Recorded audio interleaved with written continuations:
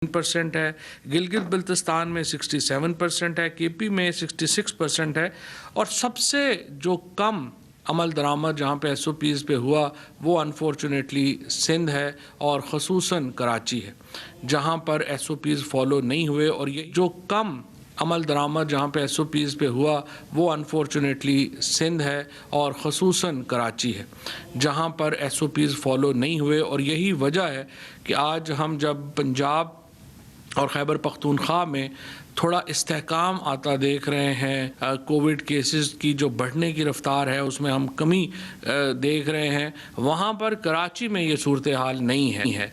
और chief minister साहब और पीपल्स पार्टी की अगर गुफ्तगू सुने तो लगता है कि पूरा पाकिस्तान जो है वो SOPs में उन्हीं को ही फॉलो कर रहा है और उन्हीं की पॉलिसी जो है वो पता नहीं कोई कामयाब हुई। लेकिन मैं उनसे ये कहूँगा कि प्लीज़ ज़रा अपने मामलात को देखें और इस वक्त कराची में ज़्यादा एहतियात की ज़रूरत है। और कराची में अगर इम्प्लीमेंटेशन ना हुई SOPs की तो उसके असरात फिर पूरे मुल्क पे बड़ी तेज़ी से जाते हैं। सप्लाई चेन जो है वो कराची से चूँकि शुरू होती है बंदरगाह की वजह से, तो उसका पूरा जो सप्लाई चेन्स हैं वहाँ पे जाते हैं। सो हमें कराची की बड़ी फ़िक्र है और सिंध की बिलखसूस फ़िक्र है कि जिस तरीके से वहाँ पे हुकूमत वहाँ की अभी तक SOPs को इम्प्लीमेंट करने में कामयाब नहीं हो पा रही और ये इम्पॉर्टेंट है कि वो इसको देखें। जो आज आदाद-ओ-शुमार जारी हुए हैं उसके मुताबिक तकरीबन 24 घंटों में ज़्यादातर जो अमवात हैं वो पंजाब और खैबर पख्तूनख्वा में हुई हैं। 161 जो हैं लोग गुज़श्ता 24 घंटों में जो उनकी जो टोटल अमवात हुई उनमें 70 जो थे वो वेंटिलेटर्स के ऊपर थे। 3,377 लोग जो हैं वो कोविड पॉजिटिव टेस्ट हुए हैं 3 मई को। 161 लोग जो हैं उन्होंने अपनी जान, ज़ाहिर है कि वो कोरोना की वजह से ये अमवात हुई हैं 161 लोगों की। इसके साथ जो वेंटिलेटर्स इस वक्त ऑक्यूपाइड हैं मुल्तान में 76%, लाहौर में 67%, गुजरांवाला में 62%, भावलपुर में 56% और इसके बाद जो ऑक्सीजन बेड्स हैं वो सवाबी में 67%, सवात में 66%, पेशावर में 63% और लाहौर में 56%। और टोटल एक्टिव केसेस जो हैं वो 86,151 हैं। और मेरा उम्मीद यही होगी कि इंशाल्लाह जो हम आगे बढ़ेंगे और ये जो ईद की छुट्टियां हैं इनमें जिस तरीके से ये लॉकडाउन इसलिए किया गया है कि ज़रा इसका जो हमारी जो हालात हैं सिचुएशन जो है वो उसमें स्टेबिलिटी आए। और मुझे उम्मीद है कि सिंध हुकूमत इसमें ख़ुसूसन अमल दरामद कराएगी अपने SOPs में, ताकि ये जो चीज़ जो बाकी सूबों में कम होना शुरू हुआ है, अगर कोरोना या एटलीस्ट केसेस की रफ्तार थोड़ी कम हुई है तो उसको हम जो है इसको सिंध में भी जो है वो कर सकें। फिर अब आइए दूसरा जो इम्पोर्टेंट था वो ब्रीफिंग है हमारी जो इलेक्टोरल रिफॉर्म्स के ऊपर हुई। अभी आपने देखा कि जो इलेक्शन कमीशन है उसने वोट पोल है उसका वोट काउंटिंग जो है उसका ऑर्डर किया है 6 तारीख को कराची में। ये इलेक्शन कमीशन क्यों इस नतीजे पे पहुंचा? क्योंकि एक यूनिवर्सल ओपिनियन इस वक्त चल रही है कि कराची के इलेक्शन में बदतरीन धांधली हुई है और इसीलिए तहरीक इंसाफ का मुतालबा तो ये है कि ये रीपोल में जाना चाहिए। इसको इस वक्त तो गिनने का कोई तुक नहीं बनता, क्योंकि अगर आप गिन भी लेंगे तो आप देखिए टोटल जो वहाँ पर वोट पड़ा है वो 21% पड़ा है और जो जीतने वाले हैं वो 5% वोट लेकर के जो है दोनों को, मुफ्ता इस्माइल हों या जो PMLN पीपल्स पार्टी के कैंडिडेट हैं उनको 5% वोट जो है वो मिला है। तो इतने कम वोटों के साथ कोई बंदा असम्बली में आ जाए तो वो फिर एक जाहिर है कि वो तो इलेक्शन जो है वो एक बिल्कुल तमाशा बना है और इलेक्शन कमीशन को भी इक़दामात इसमें करने चाहिए। फ़िलहाल कोविड की वजह से जो सिचुएशन जारी है उसमें भी वोटिंग जो है वो बड़ी नीचे आई है और मैं ये समझता हूँ कि जिस तरह से हिंदुस्तान में वहाँ के इलेक्शन कमीशन ने इर्रिस्पॉन्सिबल एटीट्यूड लिया, गैर ज़िम्मेदाराना तौर के ऊपर उन्होंने इलेक्शन कैंपेन को रन होने दिया और वहाँ पर आप देखें कि हिंदुस्तान की आज जो हालात हैं उसमें बहुत बड़ी कंट्रीब्यूशन जो है वो वहाँ के इलेक्शन मुहिम ने की है और वहाँ के जो इलेक्शन कमीशन के ज़िम्मेदारान हैं वो डायरेक्टली रिस्पॉन्सिबल हैं उस हालात के जो कि हिंदुस्तान में हुई है। सो इसी को उससे सबक सीखते हुए, उसको सामने रखते हुए हमारे यहाँ इलेक्शन कमीशन को, मैंने पहले भी अर्ज़ किया था कि बहुत ज़िम्मेदाराना तर्ज़ अमल की ज़रूरत है। और अभी तक इलेक्शन कमीशन ने अपने इंतखाबात में कोरोना के SOPs को जिस तरीके से अमल दरामद करना चाहिए उस तरीके से अमल दरामद नहीं किया, जो जाहिर है कि एक बड़ी आई वुड से कि एक क्रिटिसिज्म तो नहीं करना चाहते हमें इलेक्शन कमीशन के ऊपर, लेकिन ये एक बहरहाल एक ऐसी चीज़ है जिसके ऊपर इलेक्शन कमीशन को बहुत तवज्जो करने की ज़रूरत है। जो इलेक्टोरल रिफॉर्म्स हैं हमारे, उसके 4 हिस्से हैं। उसका एक हिस्सा है जो इलेक्ट्रिक वोटिंग मशीन है, यानी EVM मशीन। EVM मशीन का क्या फ़ायदा होगा? आप जाएंगे, आप वोट कास्ट करेंगे, आपको मैक्सिमम 5 मिनट में आपका नतीजा जो है पोलिंग का पूरे का वो आपके पास होगा। यानी जो पूरा नतीजा है वो तकरीबन आप समझिए कि 20 मिनट में आपको पूरे हल्के का नतीजा जो है वो आपके पास होगा। तो ये EVM हम चाहते हैं कि उसको इंट्रोड्यूस कराया जाए। इसका दूसरा हिस्सा है वोटिंग का, जो कि बुनियादी तौर के ऊपर ओवरसीज़ पाकिस्तानीज़ को इनेबल हम करना चाहते हैं। 90 लाख पाकिस्तानी इस वक्त पाकिस्तान से बाहर है और हम ये चाहते हैं कि उनको वोट का हक मिले। अब पीपल्स पार्टी और PMLN इसके ऊपर रिलक्टेंट हैं, वो ओवरसीज़ पाकिस्तानीज़ को ये सहूलत नहीं देना चाहते। अगर वो ये सहूलत नहीं देना चाहते तो वो खुल के आके अपना डिफरेंस दे दें। हम बहरहाल समझते हैं कि ओवरसीज़ पाकिस्तानी एक बहुत अहम हिस्सा कॉन्स्टिट्यूट करते हैं पाकिस्तान के, हमारा जो मुआशी निज़ाम है, हमारा जो समाजी निज़ाम है उसका। और हम ओवरसीज़ पाकिस्तानीज़ को उतना ही पाकिस्तानी समझते हैं जितना पाकिस्तान के अंदर रहने वाले पाकिस्तानी। और इसलिए हम उनके राइट्स की, हम उनके हकूक़ की, हम उनको वोट के सहूलत देने की जो मुहिम है हम अपने तौर के ऊपर जारी रखेंगे। इसके लिए जो आज हम 2 ऑर्डिनेंसेस जो हैं उसकी काबीना ने अप्रूवल दी है। इन दोनों ऑर्डिनेंसेस के तहत हमने एक ऑर्डिनेंस के तहत इलेक्शन कमीशन को ये इख्तियार दिया है कि वो EVM मशीन इस्तेमाल कर सकेगा इंतखाबात में। दूसरा जो अहम इख्तियार हमने इस ऑर्डिनेंस के ज़रिए जो आज CLC में जाएगा और काबीना ने उसकी अप्रूवल दी है, उसके ज़रिए इलेक्शन कमीशन को ये इख्तियार दिया गया है कि वो इक़दामात ओवरसीज़ पाकिस्तानीज़ को वोट का हक़ देने में जो फैसिलिटी है वो प्रोवाइड करने में इन 2 ऑर्डिनेंसेस की मंजूरी जो है वो काबीना की तरफ से हुई है और वो अब CLC में जा कर के एक बाकायदा जो कानून है उसकी सूरत इख्तियार करेंगे। मैं यहाँ पे ये वाज़ेह कर दूँ कि ये इख्तियार हुकूमत ने अपने पास नहीं लिया, हमने सिर्फ इनेबल किया है इलेक्शन कमीशन को।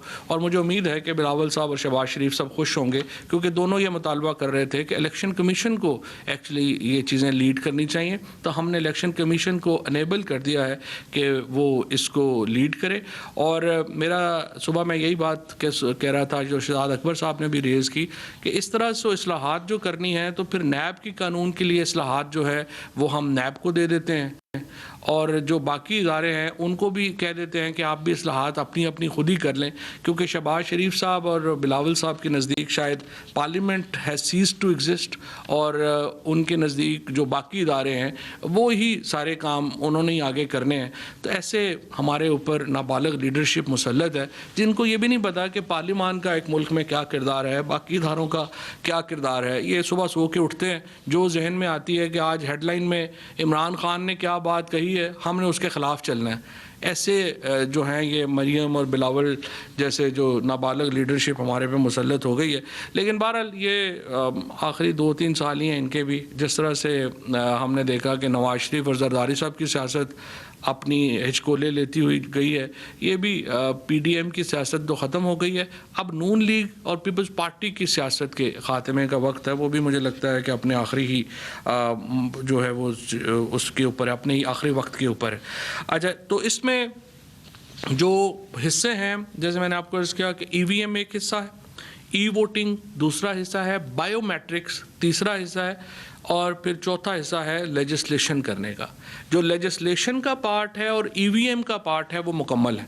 हमने लेजिस्लेशन भी कर दी, हमने इसके ऊपर अपने एक्ट है वो भी हमने दे दिया, कॉन्स्टिट्यूशनल अमेंडमेंट्स भी दे दी, और हमने इलेक्ट्रिक जो वोटिंग मशीन है उसकी टेक्नोलॉजी भी हमने तैयार कर दी। उसके ऊपर आज जो है वो शिबली फराज साहब ने भी उसके ऊपर ब्रीफिंग दी, और फिर जो अमीन उल हक साहब हैं IT मिनिस्टर, उन्होंने वोटिंग के ऊपर जो है वो हमने उसकी जो ब्रीफिंग है वो कर रहे हैं। और तीसरा इम्पॉर्टेंट है बायोमेट्रिक्स, जो कि नादरा का एक मामला है कि उन्होंने उसको कैसे, अब ये बायोमेट्रिक्स और वोटिंग जो है ये दो एरियाज़ हैं जिस पे अभी टेक्नोलॉजी का काम भी होना बाकी है और वो भी मुकम्मल नहीं है, और उसके ऊपर एक कंसल्टेंट मुकर्रर कर दिया गया है जो इन दोनों चीज़ों को लेके आगे चलेगा। और जो लेजिस्लेशन पार्ट है उसमें पीपल्स पार्टी और PMLN जो है, अब अगर वो इसको हमारा जो ओवरसीज़ पाकिस्तानीज़ की जो वोटिंग है अगर उसको ये सपोर्ट करेंगे तो उनकी मर्ज़ी है, अदरवाइज़ देखिए हम बड़े वाजे हैं, हम ओवरसीज़ पाकिस्तानीज़ के लिए हमारा कमिटमेंट है, हमारी उनके साथ एक वाबस्तगी है, उनकी हमारे साथ वाबस्तगी है, और हम उसको आगे लेके जाना चाहते हैं, और वो हम उसको जो है वो आगे जा कर के लेंगे।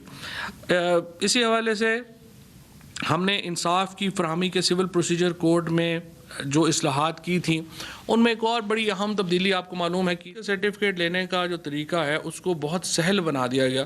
अब उसके लिए आपको अदालत जाना ही नहीं पड़ता। नादरा जो है उसको ये इख्तियार हासिल है कि वो देख के फैमिली ट्री देख के अकॉर्डिंगली वरासत का है उसको बहुत सहल बना दिया गया। अब उसके लिए आपको अदालत जाना ही नहीं पड़ता। नादरा जो है उसको ये इख्तियार हासिल है कि वो देख के फैमिली ट्री देख के अकॉर्डिंगली वरासत का सर्टिफिकेट जो है वो जारी कर देता है। इसी सहूलत को हम ओवरसीज़ पाकिस्तानीज़ को भी जो है वो हमने दिया है, और जो हमारी एम्बेसीज़ हैं उनके अंदर 24 एम्बेसीज़ के अंदर इब्तदाई तौर के ऊपर ये डेस्क कायम हो रहे हैं जिसमें जो वरासत के और सक्सेशन सर्टिफिकेट्स के मामलात हैं वो उसको जो है फैसिलिटेट किया जाएगा।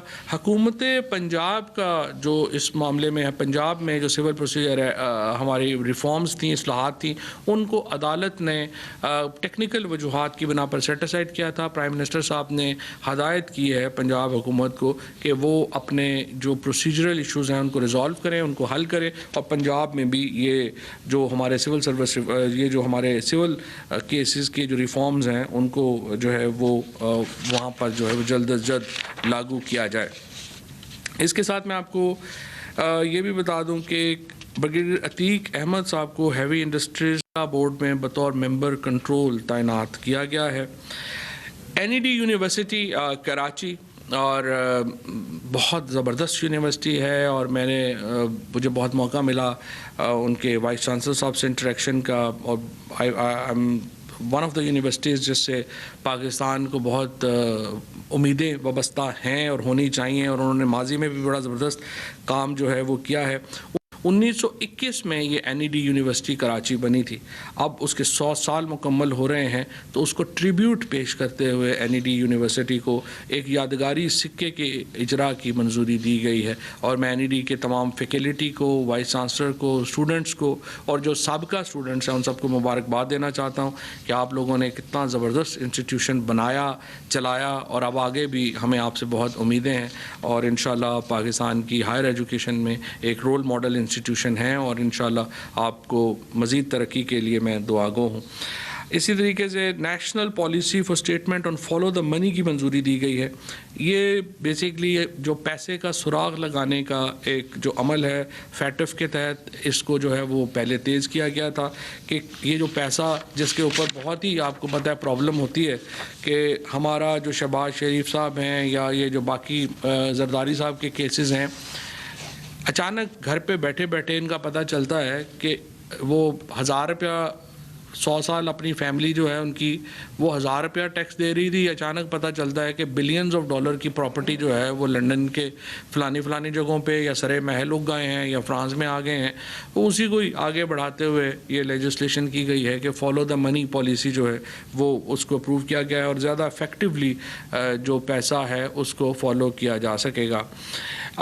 वफाकी काबीना को रिकमेंडेशन दी गई थी कि ईद के मौके के ऊपर 30 दिन की जो रेमिशन है कैदियों को दी जाए, यानी 30 दिन की रियायत दी जाए। काबीना ने 90 दिन की रियायत में तब्दील कर दिया है, और अब जो कैदी हैं उनको 90 दिन की रियायत जो है वो हासिल होगी। इसमें जो 65 साल या उससे ज़ायद उम्र के मर्द कैदी हैं और 60 साल से ज़्यादा जो ख़वातीन कैदी हैं जो अपनी सज़ा का 1/3 हिस्सा काट चुके हों, उनको भी ये ख़ुसूसी रायत जो है वो मुयस्सर आएगी। इसी तरह से जो बच्चों के साथ ख़वातीन सज़ाएँ काट रही हैं उनको ये रायत जो है वो मिलेगी, और फिर जो 18 साल से कम उम्र के हैं उनको भी ये रायत मिलेगी। जो बहुत ही संगीन जराइम में जैसे कि जासूसी है या टेररिज्म है, उनको लिए ज़ाहिर है वो रायत जो है वो नहीं है, जो बहुत संगीन जराइम में मुलव्वस है। काबीना ने कोरोना की रोकथाम के पेश नज़र हुकूमत सिंध की दरख्वास्त पर फ़ौज की तैनाती की मंजूरी दी है। हुकूमत सिंध ने दरख्वास्त की थी कि फ़ौज को तैनात किया जाए सिंध में, और मुझे उम्मीद है कि अब शायद वो SOPs जो हैं वो इम्प्लीमेंट होना बेहतर शुरू हो जाए। पहले मुझे नहीं मालूम क्यों सिंध हुकूमत ने इसको इतना लेट किया, अगर ये कर देते तो इससे एक बहुत बेहतर जो है वो हो जाता। अच्छा, एक और काबीना ने इमिग्रेशन ऑर्डिनेंस 1979 के तहत ओवरसीज़ एम्प्लॉयमेंट प्रमोटर लाइसेंसों की तनसीख के हवाले से अपीलों के लिए काबीना मेंबरान शफ़क़त महमूद साहब को और शीरी मज़ारी को एक कमेटी बनाई है, जिसके पास अगर आप ओवरसीज़ एम्प्लॉयमेंट के प्रमोटर हैं और आपका लाइसेंस कैंसिल हो जाता है तो उसके ख़िलाफ़ अपील का कोई जो था वो फ़ोरम नहीं था। अब शफ़क़त महमूद साहब और शीरी मज़ारी जो हैं उनको ये फ़ोरम ये क्रिएट किया गया उनके ऊपर, और जो प्रमोटर्स जिनके लाइसेंस कैंसिल होंगे वो इस कमेटी को अपील फ़ाइल जो है वो कर सकेंगे। पाकिस्तान रेलवेज़ के ऑपरेशंस में निजी शोबे की शमूलियत को यकीनी बनाने और इस हवाले से निजी शोबे की भरपूर शमूलियत की हाल में एक बड़ी रुकावट को दूर करने